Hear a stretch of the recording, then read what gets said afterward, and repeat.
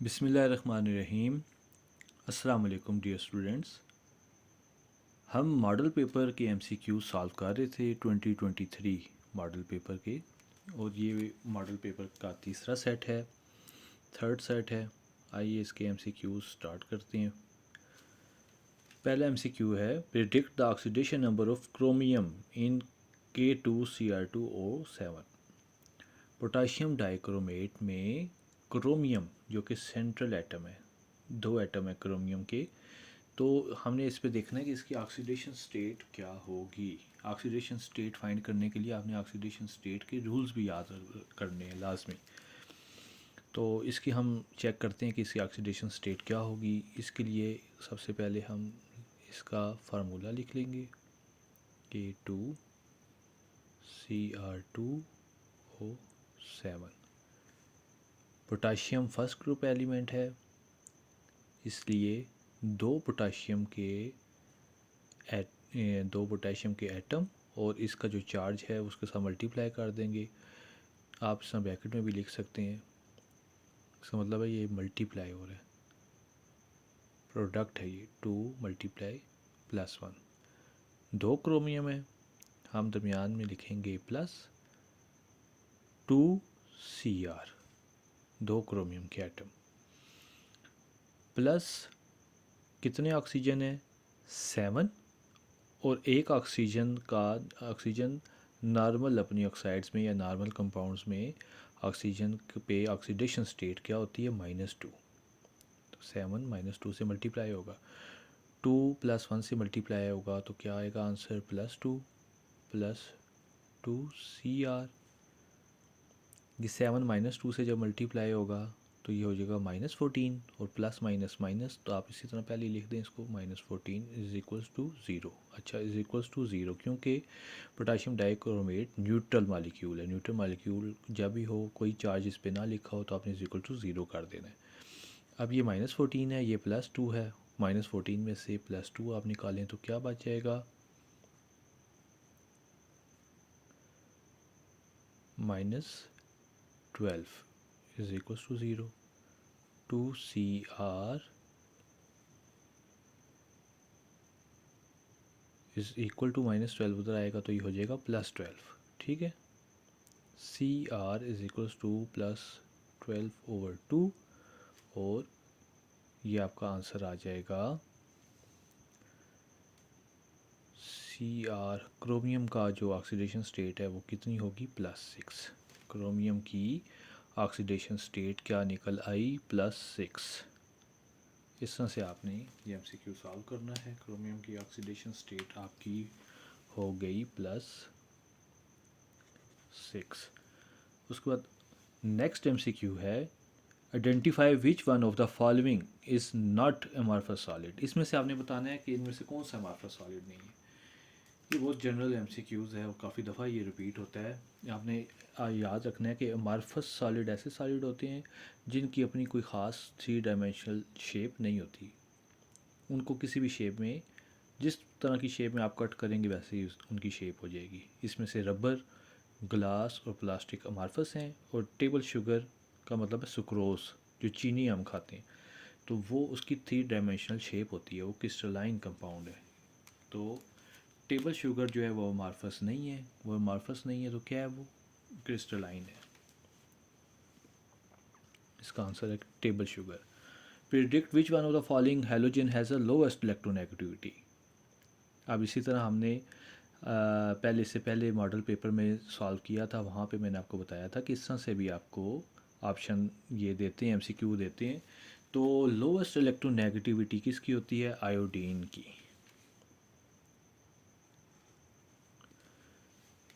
Name the element which has electronic configuration 1s2 2s2 2p6 3s2 3p6। इसको आपने कैसे solve करना है, इस तरह के एमसीक्यू को आपने देखना है कि ये 1 पहला शेल है, फर्स्ट शेल है के, जिसका 2 आ रहा है, ये कौन सा शेल है, दूसरा शेल एल। इसका 3 आ रहा है, कौन सा शेल है, तीसरा शेल एम। टोटल इलेक्ट्रॉन्स कितने हो गए, 2, ये 2 और 6 ये हो गए 8, 3 ये 2 और 6 कितने हो गए 8, 2 + 8 10, 10 + 8 18। तो अब आपने ये प्रिडिक्ट करना है कि भाई 18 इलेक्ट्रॉन्स जो हैं वो कौन से एटम में मौजूद होते हैं, कौन से एलिमेंट में मौजूद होते हैं, तो वो कौन से है, आर्गॉन। तो ये कन्फिग्रेशन किसके लिए, आर्गॉन के लिए। फिफ्थ MCQs है, elements of the same group have same valence shell electronic configuration. Same group के जो एलिमेंट्स हैं उनकी इलेक्ट्रॉनिक कन्फिग्रेशन सेम होती है।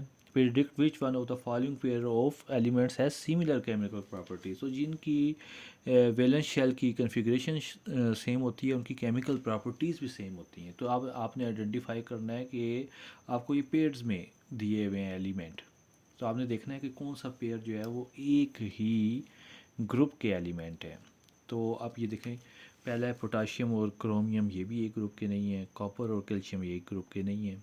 फ्लोरीन और क्लोरीन एक ही ग्रुप के एलिमेंट है। कौन से ग्रुप के, 7th A ग्रुप के एलिमेंट है। नाइट्रोजन और ऑक्सीजन भी एक ग्रुप के एलिमेंट नहीं है। नाइट्रोजन जो है वो आपका 5th A ग्रुप का एलिमेंट है, ऑक्सीजन आपका 6th A ग्रुप का एलिमेंट है, ये भी नहीं है। इसका मतलब इसका आंसर क्या है, राइट आंसर फ्लोरीन और chlorine, C option. The amount of NaOH required to prepare 0.5 molar solution, कि हाफ मोलर सोल्यूशन अगर आपने बनाना है तो NaOH कितना चाहिए होगा। इसके लिए आपको पता होना चाहिए मोलर मास। आपको क्या पता होना चाहिए, मोलर मास किसका, NaOH का। NaOH का मोलर मास कितना होता है, सोडियम का मास होता है 23, ऑक्सीजन का मास होता है 16, हाइड्रोजन का मास होता है 1। टोटल कितना हो गया ये, 40। मोलर मास कितना इसका आ गया, 40 ग्राम पर मोल। चलें आप वैल्यू याद रखें। NaOH सोडियम हाइड्रोक्साइड का मोलर मास कितना है, 40। इसका मोलर मास 40 है और आपने 0.5 मोलर सोल्यूशन बनाना है। आपको मोलैरिटी का फार्मूला पता होना चाहिए। मोलैरिटी का फार्मूला है number of moles divided by solution decimetre. आप नंबर ऑफ मोल्स की जगह पे आप लिख सकते हैं mass, given mass divided by molar mass multiply 1/, volume of solution in decimetre cube. ठीक है, डेसीमीटर क्यूब लीटर, अक्सर हम क्या इसमें 1 इसको आपने लेना है। ठीक है, मास। अब आपको the amount of NaOH required to prepare 0.5 molar, आपको मोलैरिटी बता दी गई 0.5। मास आपने फाइंड करना है। मोलर मास आपको पता है 40 है, ऊपर 1 है, नीचे भी आ गया 1। अब ये 40 को इधर ले जाएंगे, मल्टीप्लाई करेंगे, 0.5 multiply by 40 is equals to mass of NaOH। तो 0.5 का मतलब होता है हाफ। हाफ से 40 को मल्टीप्लाई करें 1/2 से 40 को अगर आप मल्टीप्लाई करें तो ये इसका आंसर क्या आ जाता है, 20। मास कितना आ गया, 20 ग्राम। तो इसका राइट ऑप्शन क्या हो गया, 20। ये आपको MCQ समझ आ गया है। अगर 40 ग्राम NaOH लें तो नंबर ऑफ़ मोल्स आपके कितने निकल आते हैं, 1। तो ये इसकी मोलैरिटी तब 1 हो जाती है। 0.5 मोलर, हाफ मोलर के लिए आपको NaOH कितना चाहिए होगा, 20 gram. Name the process by which metal loses electron, जो मेटल इलेक्ट्रॉन को लूज़ करती है, इस फिनोमेनन को हम क्या कहते हैं, सिंबल को हम कहते हैं, इसकी इलेक्ट्रोपॉजिटिविटी कहते हैं। मेटल्स की इलेक्ट्रोपॉजिटिविटी कहलाती है ये। इसके बाद हम चलते हैं अपने नेक्स्ट MCQs की तरफ। आपका 8th MCQs है, identify which one of the following is a formula unit. अब आपने बताना है कि इनमें से फार्मूला यूनिट क्या है। इसको बताने के लिए आपको पता होना चाहिए कि फार्मूला यूनिट जो है वो आयनिक कंपाउंड्स का होता है।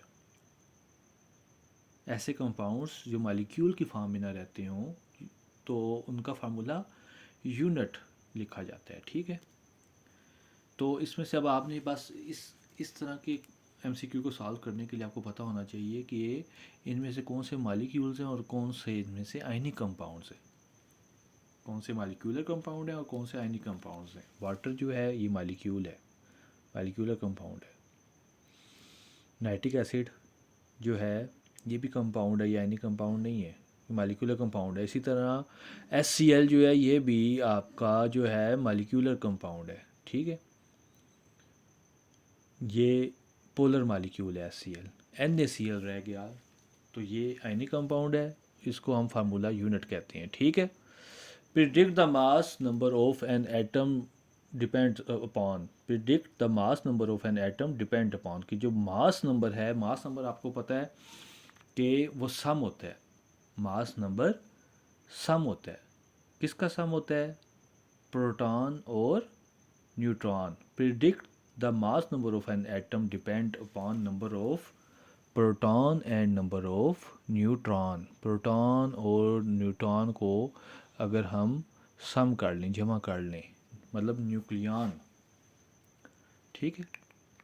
Predict which is cause of shielding effect in elements. आपने ये बताना है कि ये शील्डिंग इफेक्ट की कॉज क्या है। शील्डिंग इफेक्ट आपको पता है, इनर शेल इलेक्ट्रॉन्स जो हैं वो outer shell valence shell electrons को न्यूक्लियस के अट्रैक्शन से बचाते हैं।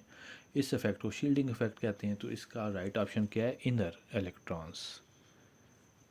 Identify which one of the following is an example of milk, कि जो मिल्क है ये कंपाउंड है, ये सॉल्यूशन है, ये सस्पेंशन है, या ये कोलाइड है। तो जो मिल्क है ये आपने एग्जांपल्स में, कोलाइड की एग्जांपल्स में भी बुक में देखा है। मिल्क जो है ये कोलाइडल सॉल्यूशन की एग्जांपल है, क्योंकि जो मिल्क है इसके जो पार्टिकल्स होते हैं वो सॉल्यूशन की तरह छोटे नहीं होते, इतने छोटे नहीं होते, लेकिन इतने बड़े भी नहीं होते कि ये सेटल डाउन हो जाए, नीचे बैठ जाए। मिल्क के पार्टिकल्स जो हैं, अगर आप जो दूध है, मिल्क है, इसको किसी चीज़ में, किसी गिलास में डाल के आप रख दें और उसको ओवरनाइट छोड़ दें रात के लिए, तो ये नहीं होगा कि जो दूध के बड़े जो पार्टिकल्स हैं, मिल्क के जो बड़े पार्टिकल्स हैं वो नीचे बैठ जाएं और ऊपर जो है वो डाइल्यूट सा लिक्विड रह जाए। इस तरह से नहीं होगा। तो इसका मतलब है जो मिल्क है ये क्या है? कोलाइडल सॉल्यूशन है।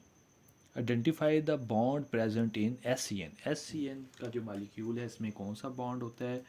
तो SCN के मालिक्यूल में पोलर कोवलेंट बॉन्ड मौजूद होता है, क्योंकि SCN का मालिक्यूल है, इसमें आयनिक बॉन्ड भी नहीं है, इसमें नॉन पोलर बॉन्ड भी नहीं है, इसमें मेटेलिक बॉन्ड भी नहीं है, इसमें एक ही बॉन्ड है जो कि पोलर कोवलेंट बॉन्ड है। जो CN है, साइनाइड आयन, साइनाइड आयन पे नेगेटिव चार्ज होता है, और इसका नेगेटिव चार्ज ओवरऑल, इस पर नेगेटिव चार्ज है। ओवरऑल नेगेटिव चार्ज होने की वजह से ये इलेक्ट्रॉन्स को, कौन से इलेक्ट्रॉन्स को? हाइड्रोजन के इलेक्ट्रॉन्स को अपनी तरफ अट्रैक्ट करने की ज़्यादा सलाहियत रखता है।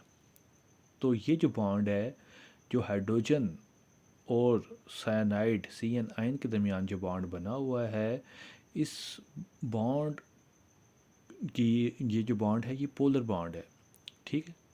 और इसकी इलेक्ट्रोनेगेटिविटी का जो डिफरेंस बनता है वो 0.51 बनता है। ज़्यादा इलेक्ट्रोनेगेटिविटी का डिफरेंस भी नहीं है। इस वजह से ये आयनिक कंपाउंड भी नहीं है, ये पोलर कोवलेंट कंपाउंड है, ठीक है। पोलर कोवलेंट बॉन्ड बनता है ये। उम्मीद है आपको आज की भी वीडियो पसंद आई होगी। इसके बाद आपको पास्ट पेपर के जो MCQs हैं वो सॉल्व करके बताए जाएंगे, उनको सॉल्व करने का तरीका समझाया जाएगा। बहुत इंपॉर्टेंट MCQs हैं, वो आप लोगों ने मिस नहीं करने। शुक्रिया।